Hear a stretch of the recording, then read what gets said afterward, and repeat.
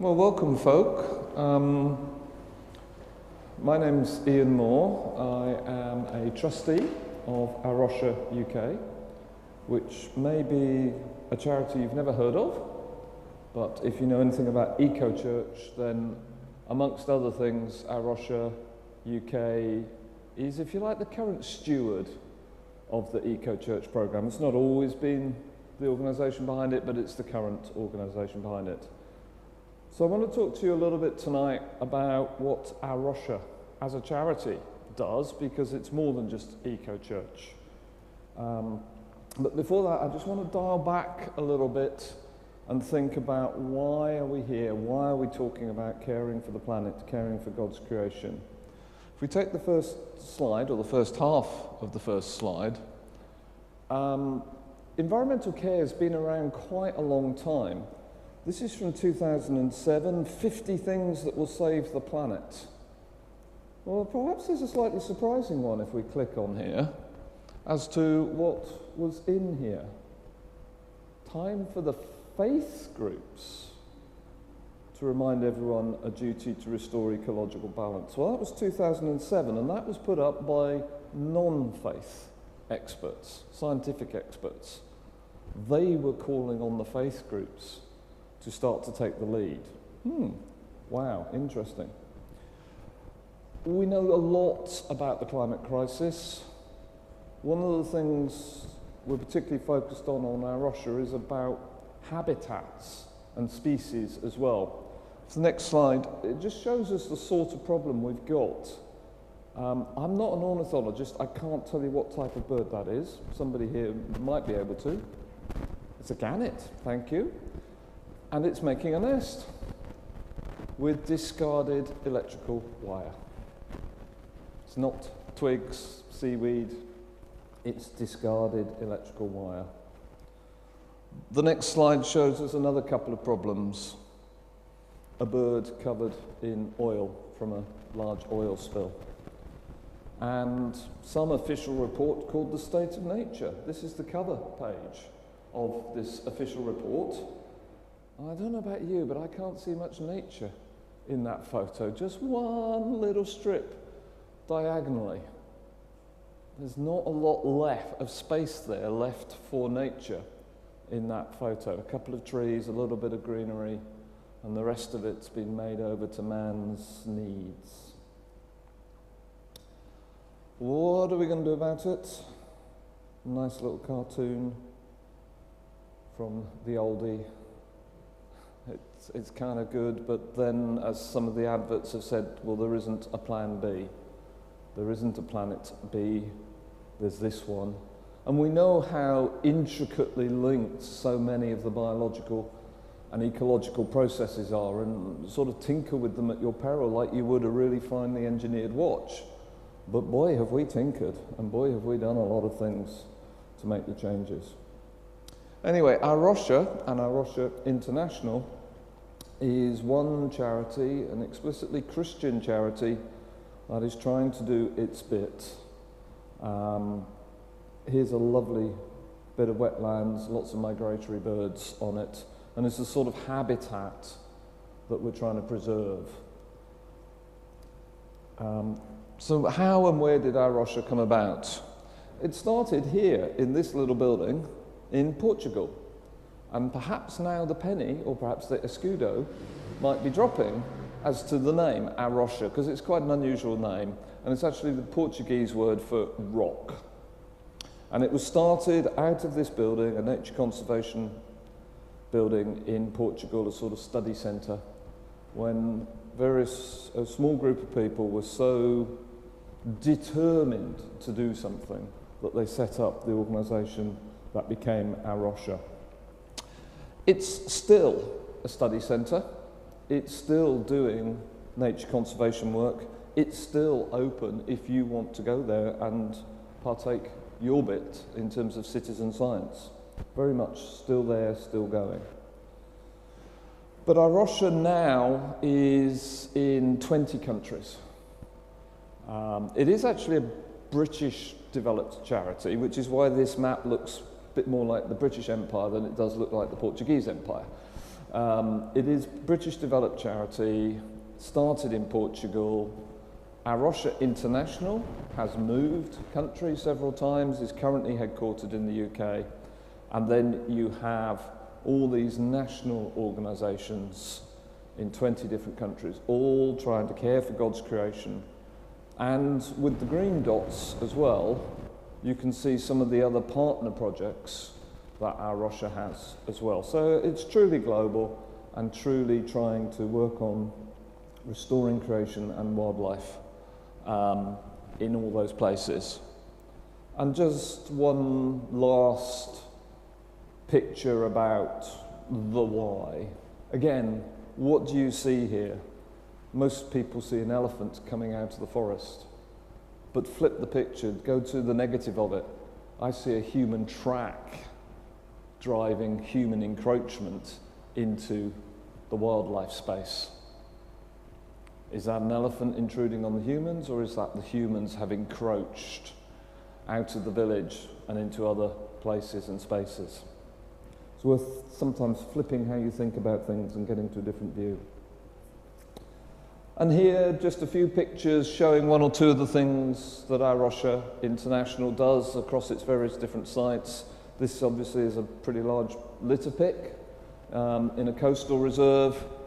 Again, just doing some basic work, volunteer engagement to try and restore the state of the ecology.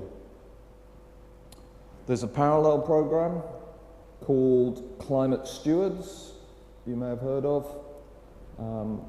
Quite some good resources there actually as well on the Climate Stewards website if you want to go and take a look. And they too have a number of programs operating in terms of wildlife restoration, if you like. And it's not just about wildlife, it is about how humans live. The next slide shows a couple of some of the projects. You can find details of all of these on the various Our Rocha websites, but fireless cookers, so that you don't get smoke and pollution and you actually burn less wood. Tree growing. Trees are, it's such a simple thing, but they do so much to a local environment. They can enrich the soil, they can provide fruit, medicines, leaves and bark can be used for all sorts of clothing and other things. They can provide timber for building. They restore the soil. They provide shade in hot conditions. So many things that tree cover and tree growing and tree planting can do. And they can also, through all those resources, give people an income. So you can address poverty to a certain extent as well. And if in your eco-church you are looking for a project under that heading, global engagement, how can we pair up with something or other? Well, I would suggest to you could do far worse than pick one of these, our Rocha International projects, and make it your cause for a year or something or other. You could do far worse than that. Anyway, that's a brief overview of our Rocha internationally. What I want to talk somewhat more about is our Rocha UK, and that's the body that I'm a trustee of. And you see there the strapline straight up front, caring for God's earth. And that's at the heart of what our Rocha does. We are a Christian charity. We are distinct from other charities, all operating in much the same sort of space.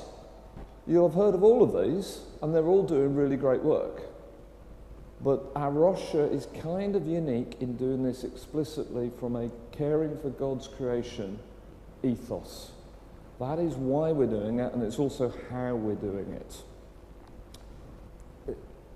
I love what all these other organisations do, and I hope that our Rocha has a unique place alongside working with and helping these organisations and their supporters. So our mission, mobilising Christians and the churches to care for the natural world. mobilising Christians in the churches. I said we're explicitly a Christian charity, and that ethos comes all the way through the organisation. And our workers are you. We are trying to mobilise you folk, your churches, your fellowships, to care for the natural world. And part of that's just simply about news and encouraging you to get out into the natural world, because it's pretty well proven that if you engage with the natural world more, you want to protect it more. And that's a message we try to take to all generations. I'm going to stop a moment and we'll play this film.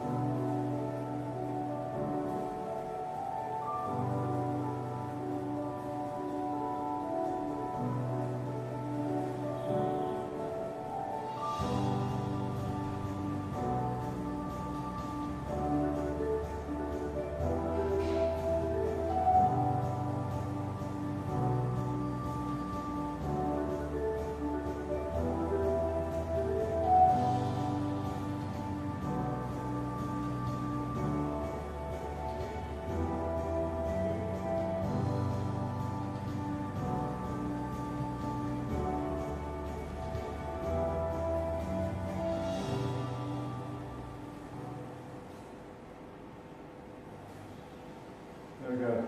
Some nice pictures there of some of the work, some of the actual tangible work. So let me just take you through a little of each of the 4 programs, the 4 strands of our Asher's work. And they're listed here. There's convening, there is conservation, real hands-on conservation. There's empowering individuals and families. And then there's helping churches. And I'll say a little bit about each 4 of these in turn. So in terms of convening, our Rocha does a number of things. It's part of the Church's Environmental Issues Network. And it provides quite a lot of support to Christian leaders. Now, recently there was a Church of England synod meeting, and there was a huge step forward in terms of motion on biodiversity. And actually that work, which was led, I think, by the Bishop of Norwich, was in the background supported by the Secretariat at Rocha. So the Bishop of Norwich gets all the credit, but a lot of the work was done by Rocha. And we don't care. He's got the credit. The Church of England has now taken a big step forwards on its commitment to biodiversity. And actually, with the Church of England, there is so much land owned round churches, in graveyards, on so-called glebe schools, glebe land, all sorts of places, that if that amount of land could be harnessed for biodiversity, for restoration, for carbon capture, for whatever, then that would be fabulous. So there's quite a lot of work in convening, a lot of it is unseen, and that doesn't matter to us as our Rocha. We're happy to just be the hidden doers on that one. Great piece of work by the Bishop of Norwich. Now, we talked earlier, I mentioned conservation, and there's really 2 levels of conservation. There's what we do ourselves, sort of demonstration of stuff, if you like, and then there's how we help others. And in terms of what we do ourselves, we have 2 small reserves. One's called Wolf Fields. It's over in Southall, West London, basically underneath the Heathrow flight path. So if you've flown in and out of Heathrow, you've almost certainly been very close to it without knowing. And the other, Foxearth Meadows, it's kind of on the North Suffolk border. And they're quite different. They're quite different reserves. But we have one site manager in each of the places, and the rest of it is done by community volunteers. And they're to demonstrate land conservation and restoration in very, very practical terms. This next slide is a photo of what Wolf Fields looked like when our Rocha took it on. It was the local fly tipping place. It was also the local drug dealing place. And it was just not a place you would want to go to at all.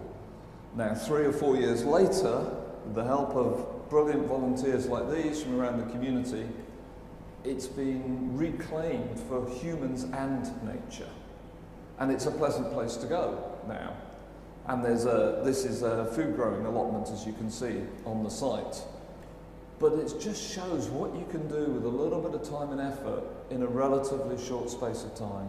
It's a fantastic demonstration project, and as I said, that is in very, very urban London. And it's fantastic. Schools are taken there for class visits and things like that. It's really great. And it's us showing very clearly this is one of the things we do. I haven't got any photos of Foxearth Meadows, but it is one of the things it is renowned for is its dragonflies and damselflies. It's a wetlands reserve, amongst other things. And I'm told it's got the highest concentration of dragonfly and damselflies for its size in the country. So at some point, hopefully, I will get up there. Don't suppose I'm going to get any good photos, but we'll have a go. We'll have a go. But the other side of conservation is what we call Partners in Action. And this is where we work with 50 landowners, Christian landowners, who want to do more on the property, on the land they own. Some of it is cathedrals, some of it's city farms, forest schools, you see the list there. Our target is to get up to 75,000 acres of Christian-owned land under the Partners in Action scheme. And we're well on the way to that. As I said, we've got 50 at the moment. And one of the key goals we want out of that is to address what we call Target 25. And that's 25 species or habitats that are in dire decline in this country. And we want to try and reverse the trend on those in conjunction with our Partners in Action. And here is one of the 25. Any guesses what this is? It's a toad. Any guesses which toad? Probably not. No. Well, I've got the website details here. Its Latin name is Bufo bufo, which just means toad, because this is the common toad. Now, just give that a moment to sink in. I said these are species in decline, in peril. This is the common toad. This isn't the lesser spotted, longer-nosed, prickly-eared toad. This is the common toad, which is in a species under threat and in decline. Let's hope some of what we're doing, wetland areas and others, is going to help it. The third strand is helping individuals, and we run a program called Wild Christian. There are quite a lot of other Christian programs out there, Green Christian and the like, but we run a program called Wild Christian. I've got sign-up forms here with me, or you can use the ones in the pews. If you want to get a regular feed of hints, tips, prayer material, reflection material to help you in your personal mission. I'm sort of sorry, sort of not sorry about the donate today on there. We do rely on donations to fund ourselves as a charity, and obviously we encourage people when they're signing up, if they can sign up on the donation side as well. So I'm sort of sorry, sort of not sorry that that's there on the slide. Here we go. 3 principles behind Wild Christian: to enjoy, to nurture, and to defend. Yeah, enjoy nature. Get out there. It is wonderful out there, and your eyes just get opened to different things. And then when you've got that love of nature, you will want to defend it more. You will want to nurture it. You will want to defend it more. I think the number of subscribers is now over 8,000 rather than 6,500. It's growing really quite strongly. As I say, it's just something that pops into your email box and just gives you something, gives you a bit of a lift as well in terms of positive encouragement that things are being done on that front. And again, if you're kind of struggling around one of those lifestyle questionnaires in the Eco Church questionnaire, and you're thinking, how do I get individuals and to think about their lifestyle and so on, well, you could encourage them to sign up for Wild Christian as part of your Eco Church program, and then that would just gather and garner more people with a mutual interest. And now we come on to Eco Church, which I think most of you know quite a bit about in terms of its framework, its toolkit for action. And the growth of Eco Church at the moment is really quite amazing. There's now about 7,500 churches registered. In the last year and a half that I've been running a little local network called Eco Church Network Bromley, I've seen 3 or 4 new churches come onto the site and be registered just in that last year and a half. It's growing quite fast. Roughly half those churches have an award, bronze or higher, which is fantastic. Over 1,000 have reached silver. The number of golds is quite a lot less, but it's quite hard work getting to gold. 49 golds at the moment, but I'm told the pipeline is growing, and I'm told that this is starting to create a problem for our Rocha, because whereas for bronze and silver you kind of self-certify, here's my questionnaire, and then you self-certify that it's honest and truthful, and then your minister has to go in and say, yes, it's honest and truthful, and so on. For gold, you actually get a visit that comes out and does a light audit. And we're going to struggle to keep up that way of validating gold awards because of the volume of audits coming through now. Now, that's a lovely problem to have in many ways. It says things are heading in the right direction, doesn't it? Our target, we'd love to see 1 in 4 churches in the UK engaged with Eco Church. And there is a parallel scheme in Scotland, Eco Congregation Scotland. It's actually technically a separate charity. There's also one in Ireland, Eco Congregation Ireland. So we've got the whole of the British Isles covered, just in 3 different organisations. And people think that Eco Church requires you to have land about you, and it does not. This is St James in Piccadilly, about as in the heart of the City of London as you can get, and they are a gold awarded church, and they have done what they can on their site. You can just about see the solar panels there on the south-facing side of the roof. Because, of course, in Anglican churches, every church faces east-west, which means you've got a south-facing roof. Every single Anglican church has got a south-facing roof, which, of course, is the direction you want it facing for solar panels. But they've done so much on all the other aspects in an intensely urban environment.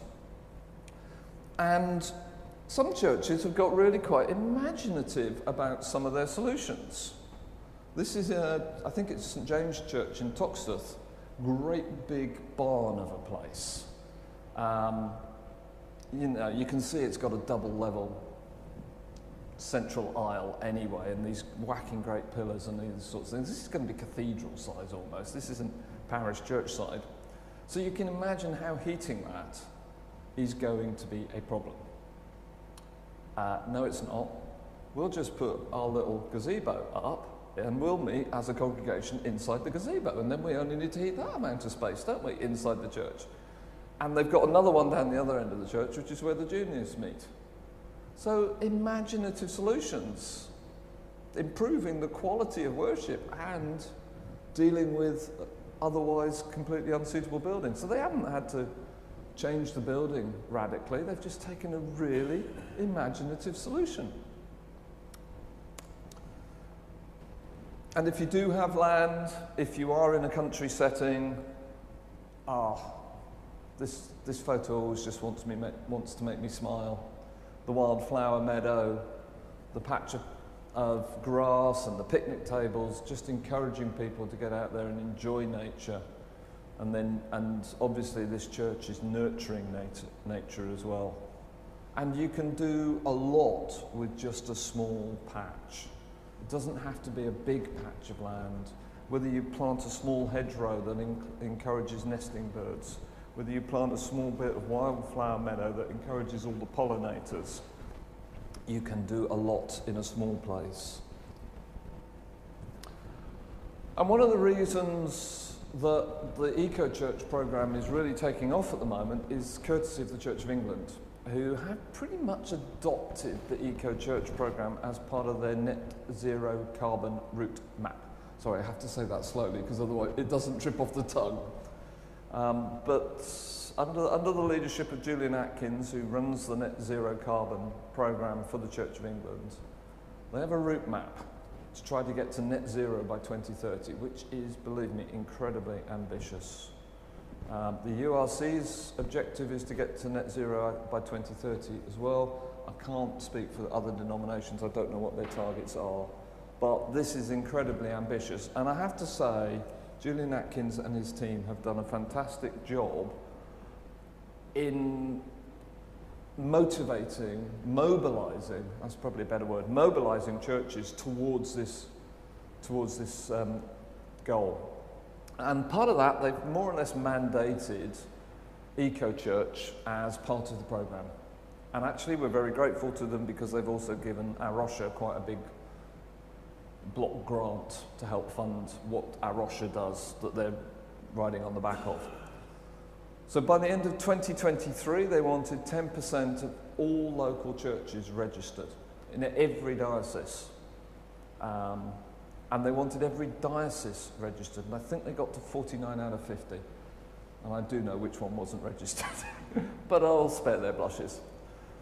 By 2026, they want 40% of all churches registered, and they want 30% of churches awarded, of which a third should be at silver or better.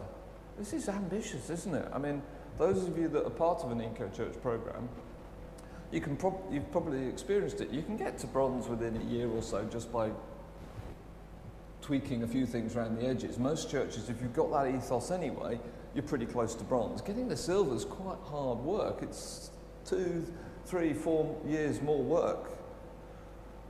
By 2029, they want all the dioceses to have reached gold diocese status. Now, for a diocese, as opposed to an individual church, there's a slightly separate scheme, but the key criteria are that the local churches are on that journey, so they will have to have a certain number of gold standard local churches as well as a very high level of registration. The diocesan offices have to be on that journey as well.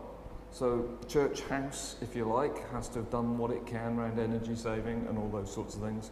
And then there's a lot of stuff around education, ministerial training, and how frequently this is reported and encouraged through all the church communications. It's quite difficult to do. In the URC, all the synods are now registered to try and reach bronze standard. About half the synods have got there.